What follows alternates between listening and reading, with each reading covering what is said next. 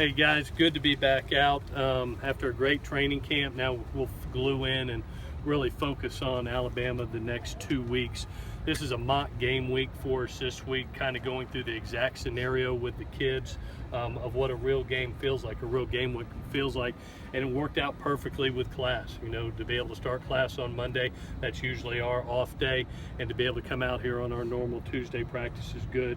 To be able to get the service teams ready and get quality looks, really important for us the next 2 weeks. Just looking now, gauging our film towards Alabama. Unbelievable what jumps off at the tape of how well coached they are, just offensively and defensively. Playmakers across the field, extremely impressed with Ridley as an offensive weapon. What a player, without question, one of the top receivers in the country. And I like the big back Scarborough. He's going to be a good player for him. Defensively, the veterans that are on the field, especially in the secondary, show up. They showed up all last year, and you can see it all the way to the national championship game. This is a very well coached team, and you expect that from a Nick Saban team. Coming in, really feel healthy right now. After a couple days off, you got to see Marvell Tell come back out, which was great. A couple bumps and bruises, guys that we were holding, you know, over the latter half of the week are now out. You know, really only looking at Plattenberg right now with that still concussion-like syndromes right now. But right now, pretty healthy. Cross our fingers, hoping to stay that way. Without further ado, I'll take any questions that you have. Chad Wheeler. Foot is still going on. He's out of the boot, and will be progressing this week. We'll see where he's at on Thursday. He worked with Ivan today on his own with a little bit of movement, but he's out of the boot, which is a great sign, and hoping to get some work on Thursday, Friday, Saturday, and then hopefully be ready for next week. What did you do the 3 days off? What kind of work happened?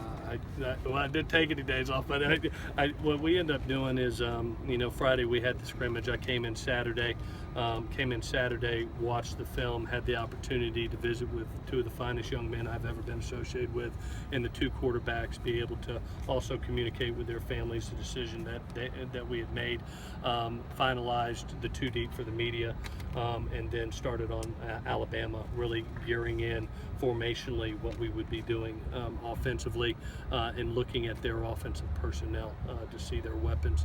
Sunday came in, we game planned for most of the day, and we treated it just like we would treat exactly after a game. So we game planned on Sunday. Off day was Monday. We finalized our first and second down plan, and then today we started on our third down plan. So we're treating it just like a typical work week this week, like we're playing this Saturday. Hopefully that keeps us ahead for the game. How did Max react when you told him? Max was extremely happy, just like you expect him, but very gracious, and the way I think both kids have handled it has been phenomenal, especially the way they came out today. I hope you saw that. I mean, their focus and their professionalism to come out and do their job, and both of them prepare like they've got to play in the game. That's what you expect from two quality kids. One is extremely happy, and the other one's disappointed. You know, and you would be worried if he wasn't disappointed. And Sam, you know, said, "Coach, I respect your decision. I want to prove to you that I'm a great player." And I said, "Buddy, you're going to be a great player. There's no question in my mind." So one was happy, one was disappointed. Both handled it with class. Both of them did their job today, and will continue to do their job throughout the season. You mentioned Sam would be used in special situations. Mm-hmm. So what kind of, I guess, how do you envision his role? I really don't want to give game plan things away, but you know, obviously there's some things that Sam brings to the table with an athletic skill set, certain plays and situations that he can be used in each and every game. You know, like I said, not rotating quarterbacks, but the opportunity to get a good athlete in certain situations is advantageous for us. Is that a delicate situation, communicating that to them, or is that because of how you No, I truly believe in brutal honesty. I think that's the best way you gain respect with your players and build and keep relationships. This is where it is right now. This is us moving forward. You must prepare like you're one play away from being the starter if Max was to go down, and be able to be prepared to be put in a ball game in special situations. And told Max the same thing. You're the starter right now. Go out and prove how good you are to the whole world, and know that there'll be certain situations where we will put Max in certain packages, as well as other. We've used other athletes in certain wildcat packages, things like that. So, and he knows that will be used. Have you decided on team captains? No, we haven't. We'll do it at the end of the week. I really don't decide. I let the players do it. I think that's a player's nomination and the player's honor.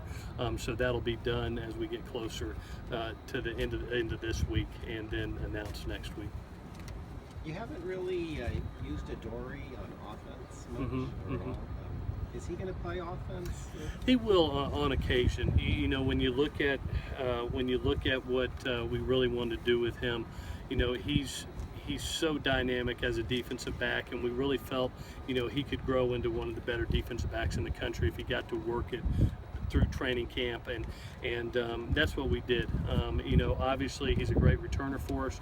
He will be used on offense from time to time, maybe not to the depth of what last year was, the 15-20 plays, because we're going to need him, with a young front, inexperienced front. He's going to be asked, there's going to be a little bit more pressure on him for man-to-man coverages and things like that. That takes a lot of energy and a lot of focus. So we're very fortunate to have some depth at the receiver position right now this year, so that helps us be able to let him focus on defense. But he is pretty with the ball in his hand, so yes, he'll be a couple times. You talked about Ridley at the start. What sort of similarities have you seen the way Lane used him last year compared to a Woody or Marquise or some of the other guys? He reminds me so much of Marquise Lee, his explosiveness and burst. He transitionally with the ball in his hands too. He's great with the ball in his hands. You hold your breath every time he touches it. So he's one of those guys. He's the biggest threat because he can run by you, but also can catch short and run long. So that's a scary animal. And typical of Coach Kiff, I think he's always done a terrific job of being able to put his best player and find ways to get him the ball and put him on your worst. And he did that with Woody, did that with Marquise, did that with Nelson, goes to Alabama, did it with Amari Cooper, and now he's doing it with Ridley. It's part of his philosophy, and he's done a nice job with it. You get ready without knowing the quarterback situation there. How are you looking at that? Yeah, we're fortunate because it's very similar for what we're doing right now. You look at the ability to have a true drop back passer in Max, and you also have an athletic passer in Sam. And you look at where they're at right now. They've got two athletes in the freshman Jalen and Barnett, the redshirt freshman, and then you got Cooper that's kind of a passer. So we're kind of in a similar situation. That's why you see us going against each other a lot, putting good on good, and very similar offenses also. So it helps to go against each other this week. So we're preparing for both. Two athletes, and the one thing they can do, just watching them, they can all throw. They're good throwers. Since you've been at SC, Alabama's won a couple of championships. Have you found that it gets harder to recruit against them, or do they have any sort of advantage nationwide having won?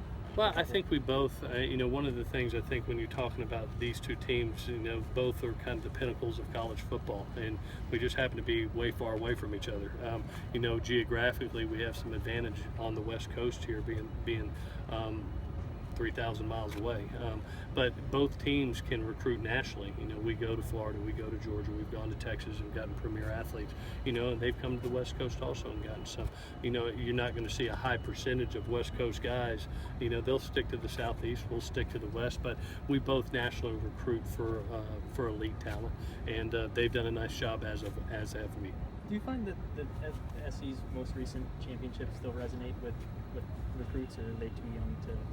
No. I think this stable of what SC is, and when you look at the product that it is, the elite education with the tradition of development. I mean, I don't know of a better place that develops a student athlete both on and off the field. One of the top 20 educations in the world, and then you have a place that's had more draft picks than any other school in the world, and more first round and more Hall of Famers. So it's a great school for development, and I think it's an easy sell. Okay. Thank you guys, appreciate it.